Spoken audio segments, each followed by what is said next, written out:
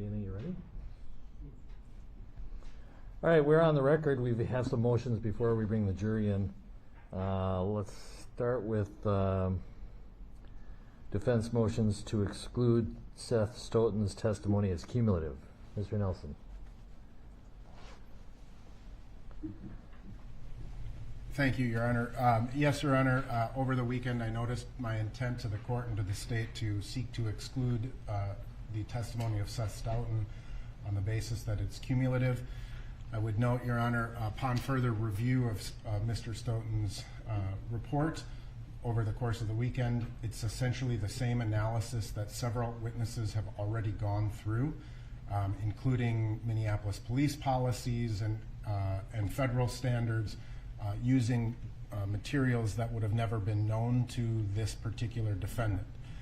This is the exact same thing that Sergeant Steiger has already testified to. It will be very similar to what Lieutenant Mercel testified to, and all of the other witnesses, including Chief Arredondo. So this would be roughly the 6th or 7th opinion relative to the use of force in this case, using the Minneapolis training materials, at least in part. And it's my understanding that what the state intends to do, based on demonstrative exhibits that have been provided to me, that they intend to walk through this video once again, minute by minute, second by second, stopping the video, playing various parts, and discussing what has already been discussed numerous times throughout the course of this trial. In addition, Your Honor, Friday afternoon, or secondarily on Friday evening, I should say, upon returning from court, I was served with a secondary or supplemental report from Mr. Stoughton on matters that are completely unrelated to the use of force, in terms of audio analysis of statements that were made during the course of this trial. Ultimately, that's entirely irrelevant at this point. We're talking about the statement, I ate too many drugs, or I didn't do any drugs, whatever the statement is. The state has already introduced evidence that opposes the defense perspective on that, and it's ultimately for the trier of fact, the jury, to determine what was said when it was said, if there's any consideration of that. So at a very minimum, any testimony about that supplemental report should be excluded, as we've not had an opportunity to review how they performed this analysis. There are video demonstrations that they had submitted that slows down these exhibits in an effort to try to determine what was actually said. So we have not been afforded an opportunity to combat or contradict Mr. Stoughton's proposed testimony in that regard, in addition to it being outside the scope of what he would normally testify to, at least in this particular case. So, Your Honor, I do believe that bringing in a 6th opinion, this was the very nature of the motion in limine at the beginning of the case, and this is what we sought to prevent. And the court gave latitude with respect to Sergeant Pluger, with respect to Lieutenant Zimmerman, with respect to allowing the chief to testify as to his interpretation of Minneapolis police policy. So at this point, and we have an expert witness who the state introduced, Sergeant Steiger, who has already performed this exact same analysis. It's cumulative, it just builds and builds and builds, and it was the very nature of what we sought to prevent. Who would like to speak for the state? I would. Mr. Sister.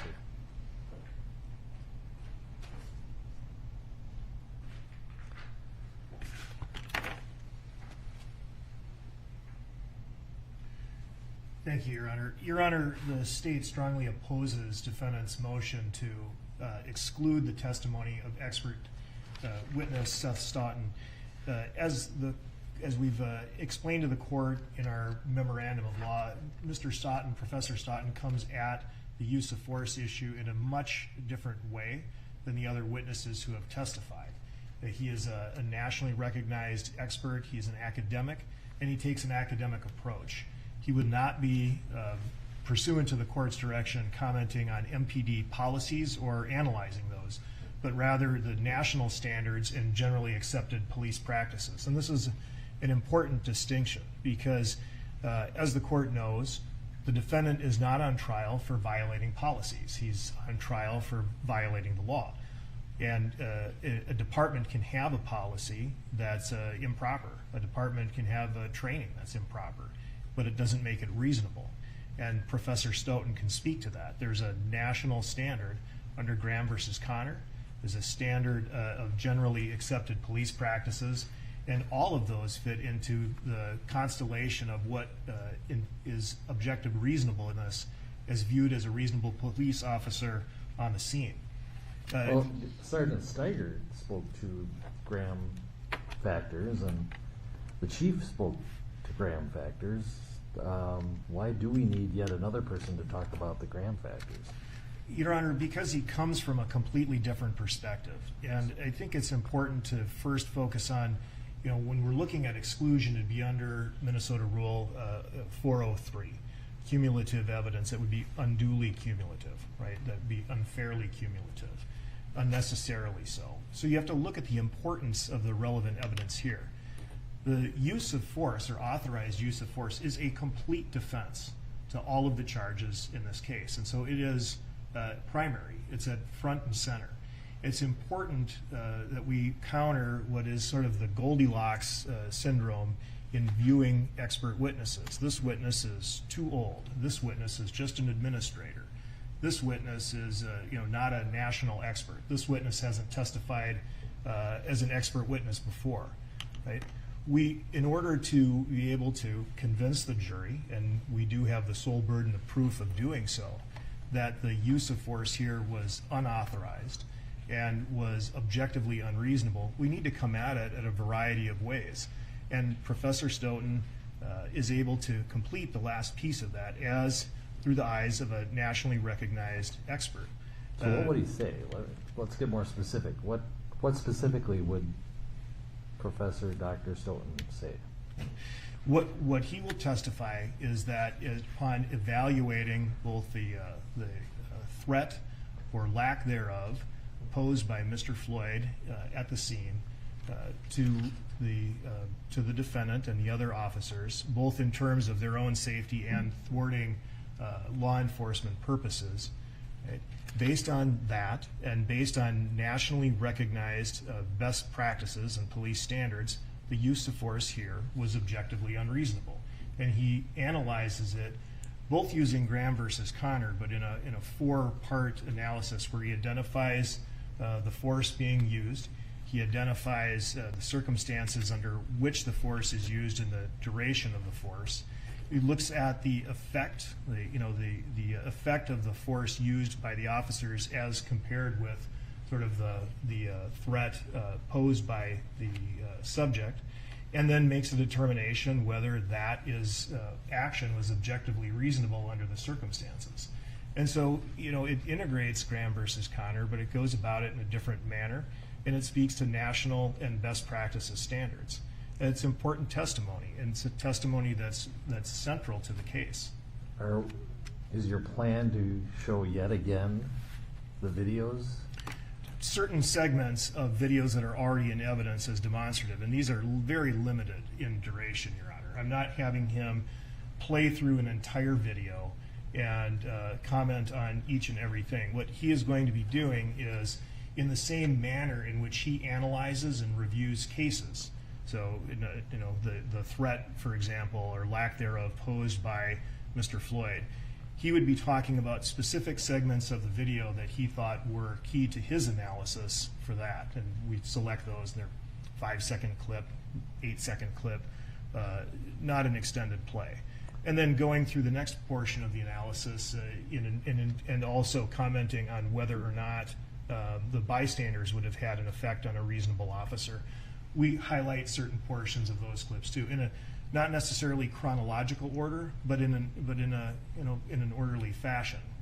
I expect that his testimony won't last on direct more than 90 minutes, so it's not going to be exhaustive play of this. Now, that's important because having read the report of the defense expert, Barry Broad, who is expected to testify.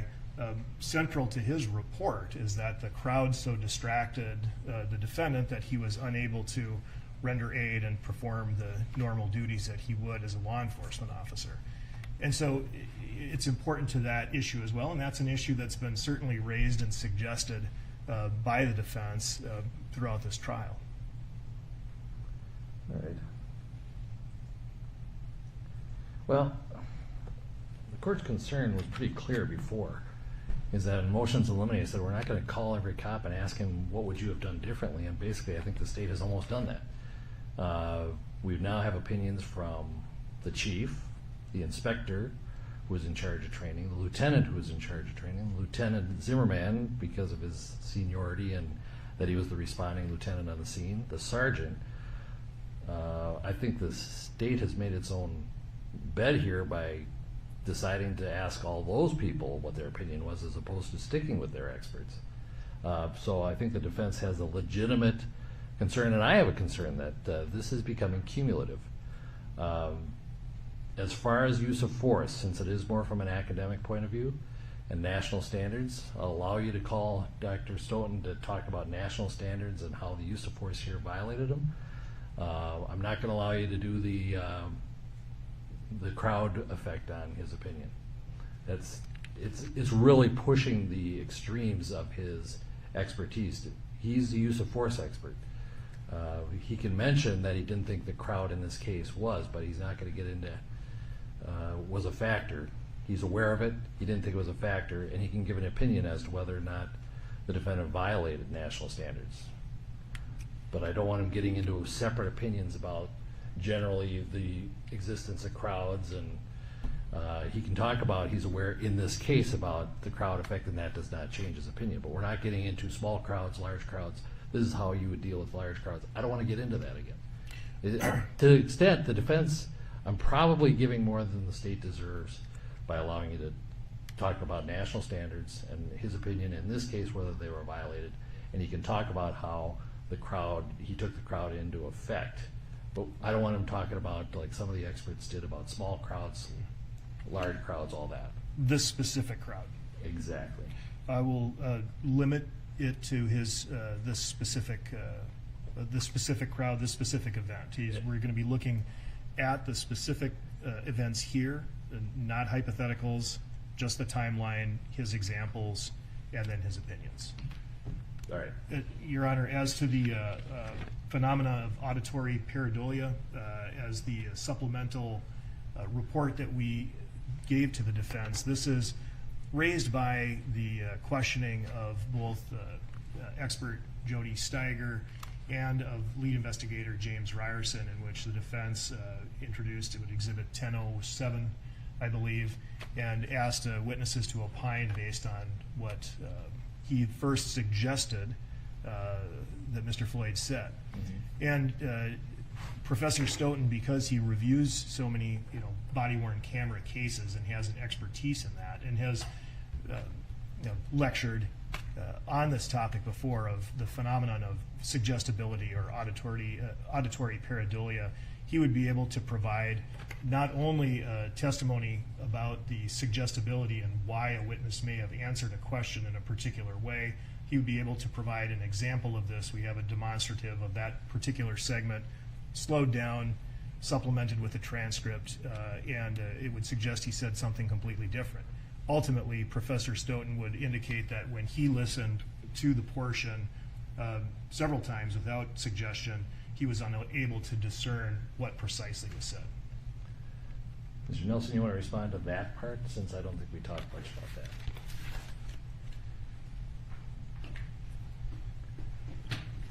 about that? Your Honor, again, I believe that this is within the province of the jury to decide what was said. The state has already, after I asked those questions of Mr. Ryerson, they took Agent Ryerson into the hall. He listened and he formed a different opinion about what was said.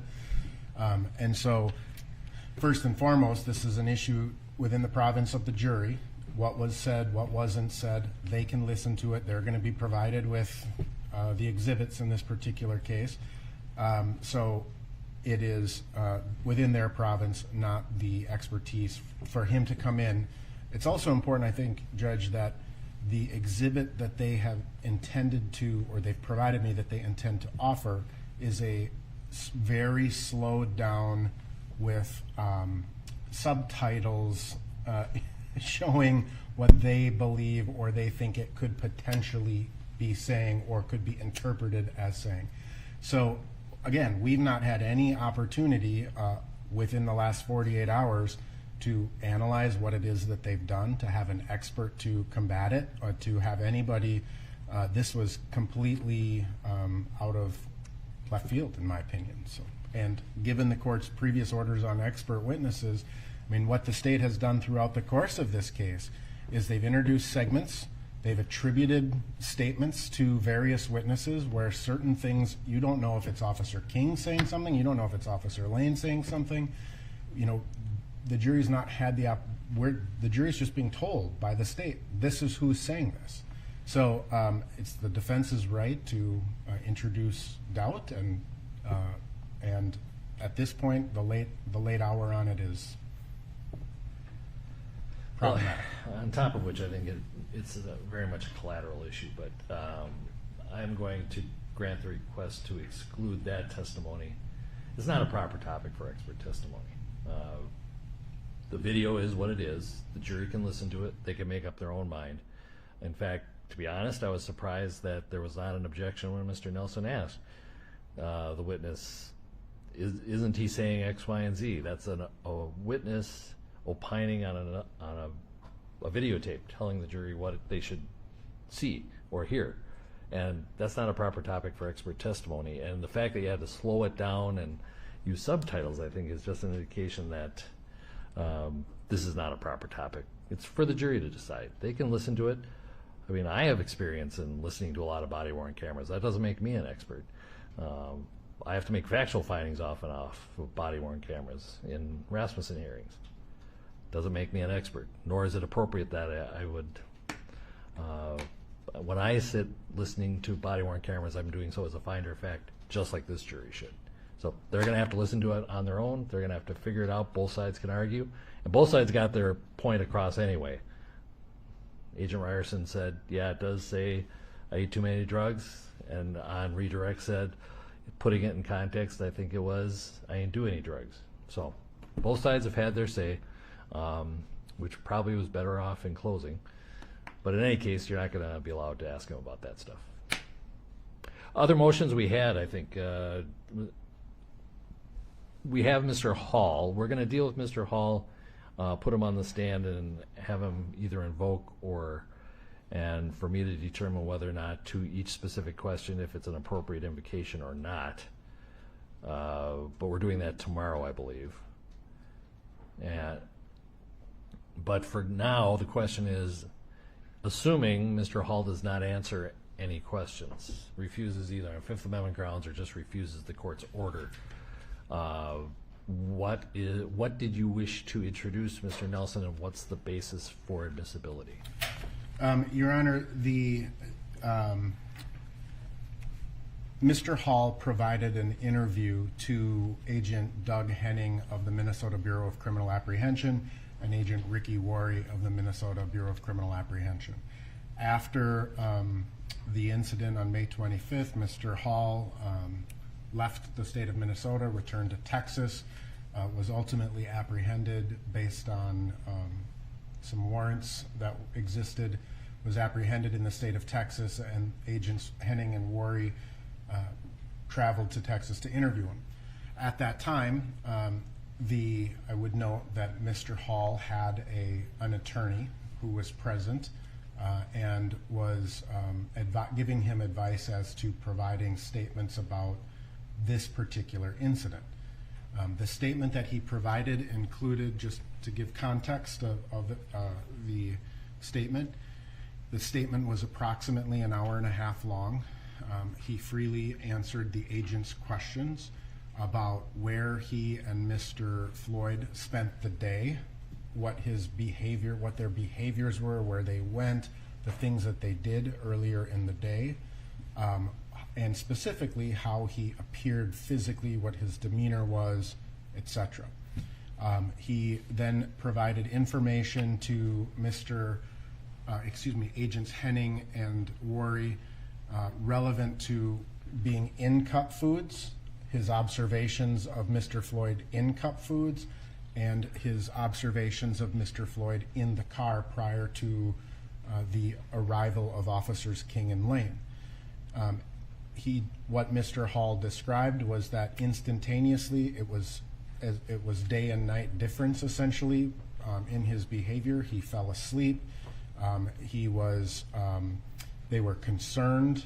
They didn't understand why they weren't driving. Then all of this, he describes the interaction with the two witnesses who've previously testified, the store employees who've testified. He describes that they had to try to shake Mr. Floyd awake several times. And then obviously he gives testimony about what happened afterwards. There were questions by the agents about whether Mr. Floyd had consumed any controlled substances. Mr. Hall opined that was at least in part what was going on. He had discussions with Mr. Floyd about how these particular pills made him feel, and largely attributes his falling asleep to taking these pills. In that statement, did Mr. Hall admit that he had provided those drugs to Mr. Floyd? No, he was specifically asked that question by the agents. Did you give him these pills? And he said no. That was his response. Okay. And then he obviously goes on to describe what happens after the officers arrived and the initial detainment and his interactions with Peter Chang of the Minneapolis Park Police. And so he paints a picture of what was happening before the incident, immediately preceding the incident, and as the incident was occurring. And what reactions were happening. So we would offer, if Mr. Hall invokes his blanket or a blanket sort of invocation of the Fifth Amendment, Your Honor, I believe first and foremost the court has to analyze the defendant's, Mr. Chauvin's, right to present a complete defense and the constitutional law that stems from the right to present a complete defense. When it contradicts with another person or conflicts with another person's right against self-incrimination. I also believe that Mr. Chauvin has a right to confront any witnesses that would be available to him, and including trying to build his defense through those types of witnesses.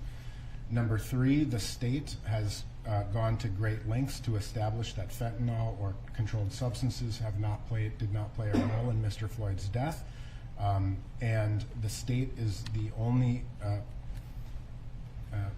party to this that has the ability to offer Mr. Floyd immunity, use immunity.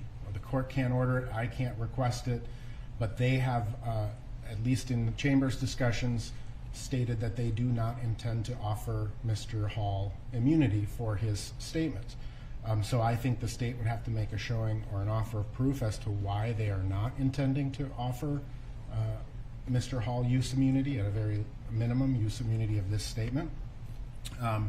And the specific grounds, or what we would propose, is similar to what the court did in State versus Super, S-U-P-E-R, and I can get the site for you in a second. And in State versus Super, it was a similar circumstance where the defendant was charged with premeditated first-degree murder. A witness invoked her Fifth Amendment privileges. The state refused immunity, and ultimately what the court permitted was playing the witness's statement in court to the jury, so playing the audio of the witness's statement. And that's what we would be proposing, is to call Agent Henning to come in, explain the circumstances of the interview, to play portions of the interview that are ruled appropriate by the court, and we would offer those under Minnesota Rule of Evidence 804B3, which is a statement against penal interest, or 807, which is the residual exception, which is what the court used in the super case, was the residual exception. Well, let me stop you there. 804B3, the statement inherently has to clearly subject the person to such that the person who's making the statement knows that they are throwing themselves in the soup, so to speak. Understood. And as you heard from Miss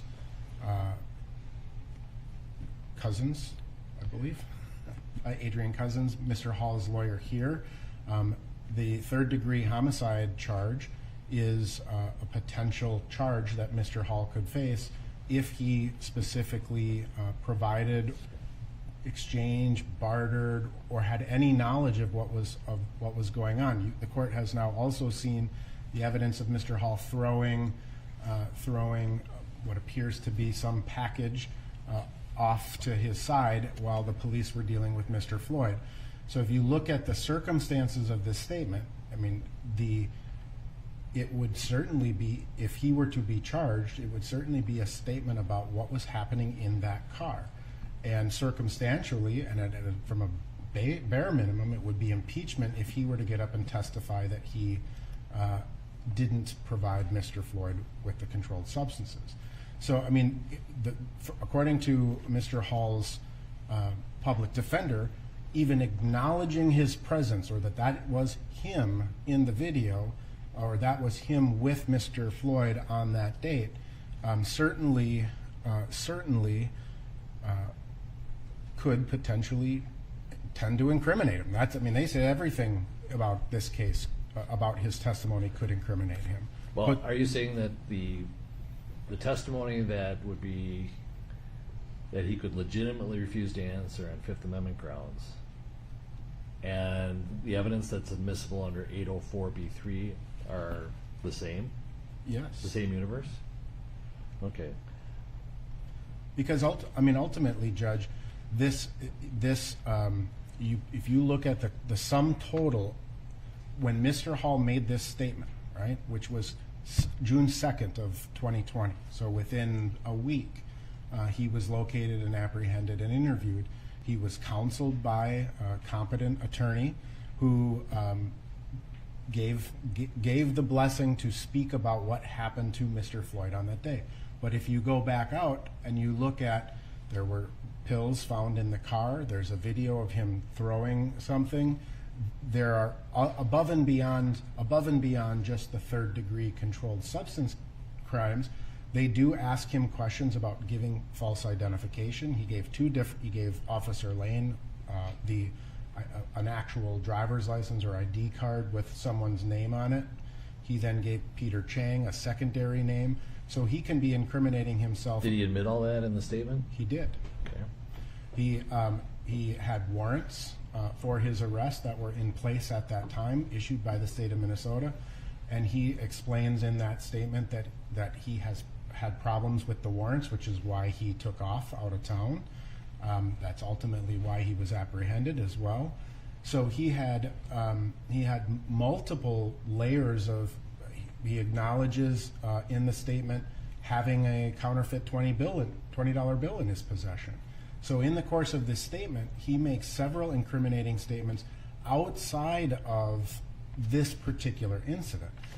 As it pertains to whether he provided Mr. Floyd with the drugs, he denies it, right? I mean, he says, I didn't do it.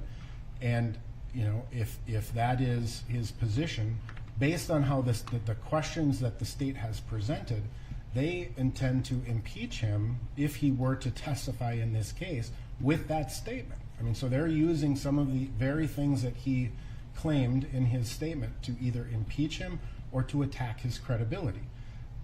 So certainly, I think that the state has taken the position that Mr. Hall's testimony or his statement was not credible to these investigators. They have the ability to, again, offer him use immunity, if that is their position, that the controlled substance had played no part in this case. So, you know, when we look at, again, a defendant has a right to present a complete defense.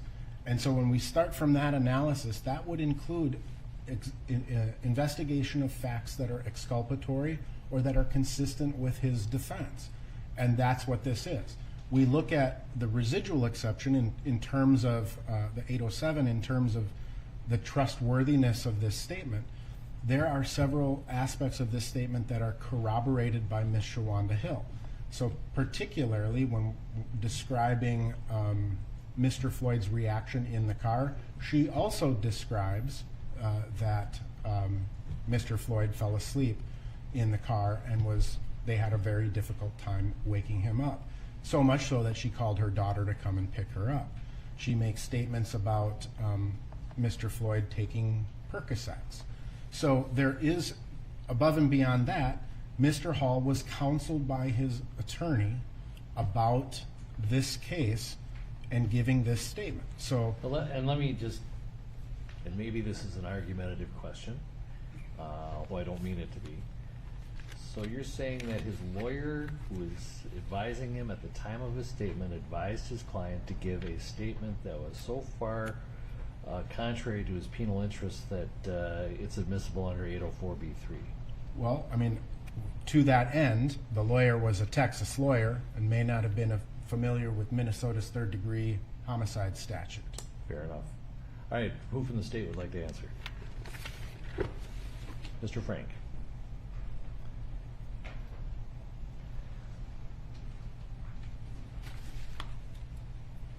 Good morning, Your Honor. Thank you. Good morning.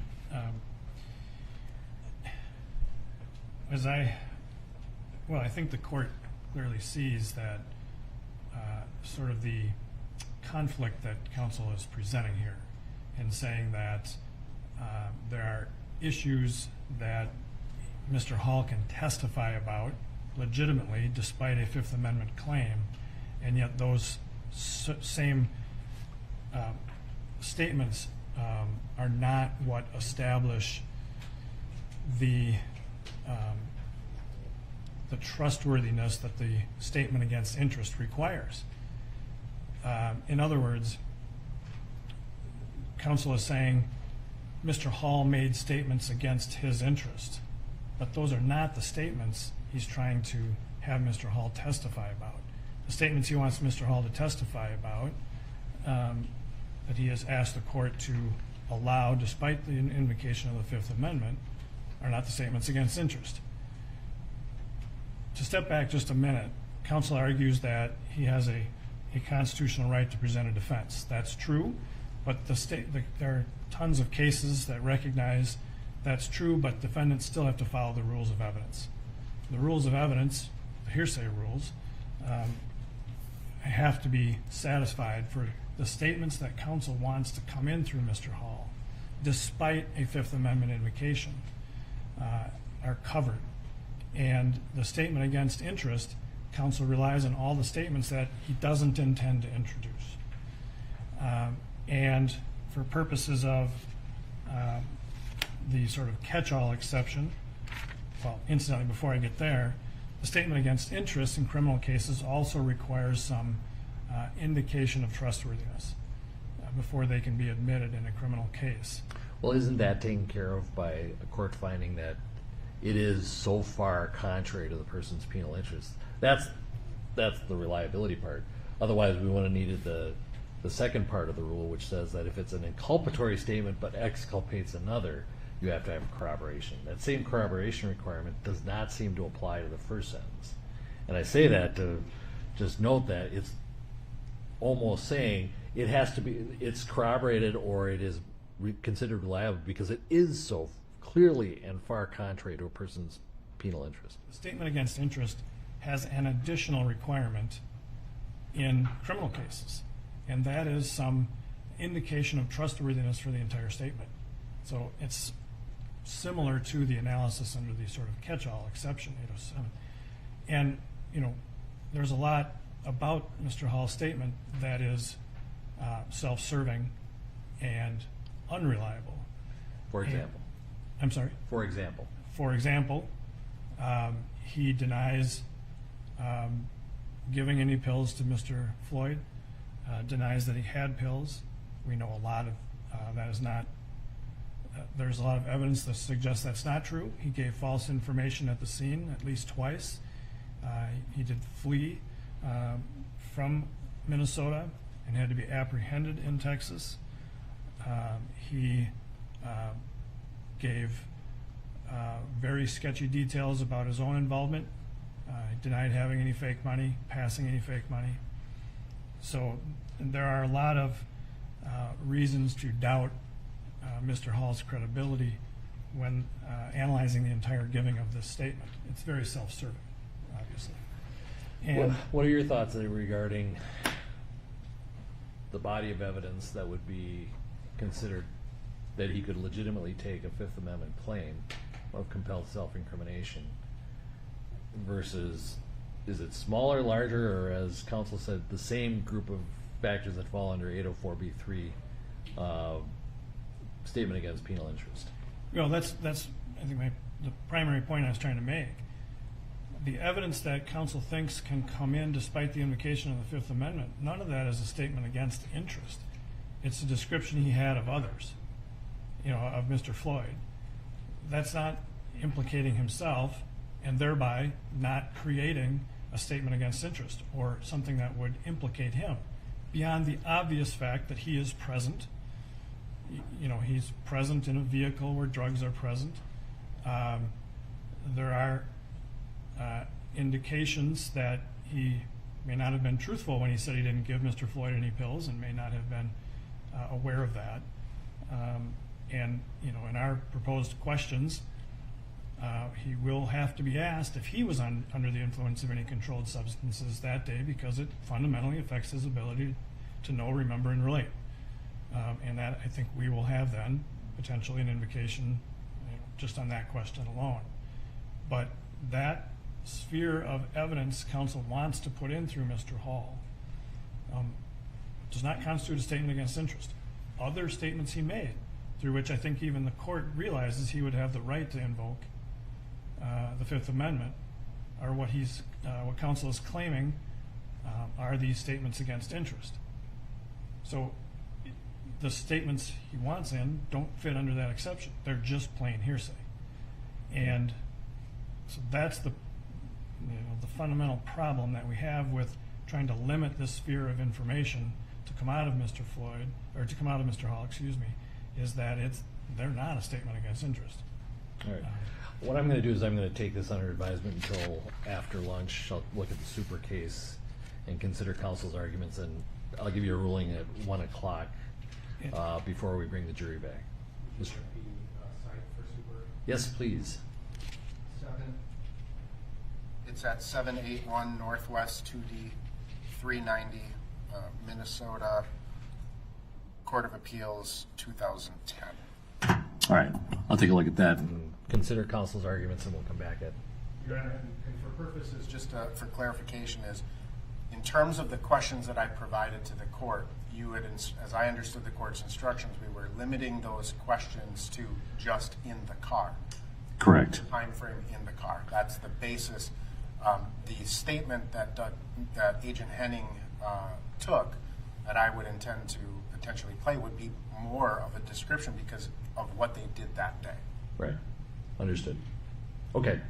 Any other motions we have to deal with this morning? Otherwise, we should start up at the jury. Yes, Your Honor. The discussion we had in chambers relevant to last night's events. Do you have a motion? Make it Let's do it.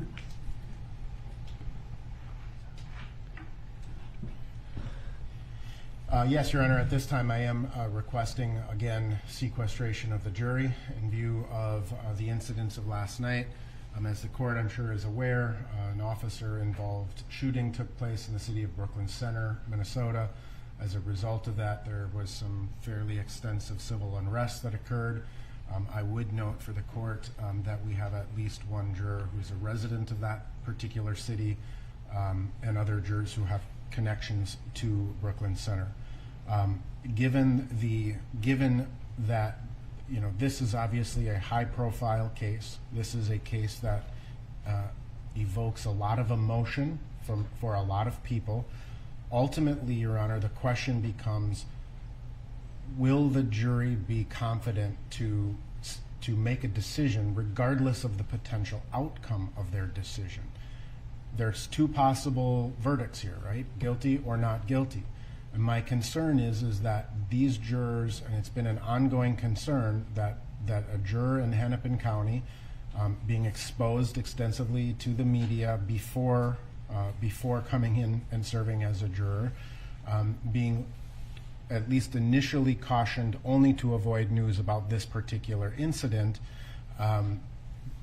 We've questioned one juror already about whether she had seen some particular pieces of information that had not been presented in court. She, I felt, had credible responses to the court. But ultimately, this incident, while it is, I understand it's not this case. I understand that it is not involved, that it does not involve these same parties. But the problem is that the emotional response that case creates sets the stage for a jury to say, I'm not going to vote not guilty because I'm concerned about the outcome. During voir dire, we had many jurors who, on both sides of the political or social debate, who expressed concern about if they don't agree, if the public doesn't agree with the verdict. This incident last night highlights, and I think brings it to the forefront of the jury's mindset, that a verdict in this case is going to have consequences, and they've been exposed to that already. So at this point, I would request that the court further voir dire, first and foremost, further voir dire jurors as to whether or not they have learned of this, because some jurors may be completely avoiding the media and some may not. So we should, I believe, first voir dire jurors to see what, if anything, they have learned about last night's events. Second, whether those events would have any impact on their decision-making process or concerns about their decision-making process. I think that the jury should be sequestered. I think that the jury should have been sequestered. I've made that clear in previous discussions and motions. I think the jury should have been sequestered throughout the pendency of this trial. And I think that the jury needs to be cautioned at the beginning of every day and at the end of every day to avoid all media. Again, we've had discussions about that in chambers. So I believe, Your Honor, that at a bare minimum, that's what should happen. All right, does the state have a position?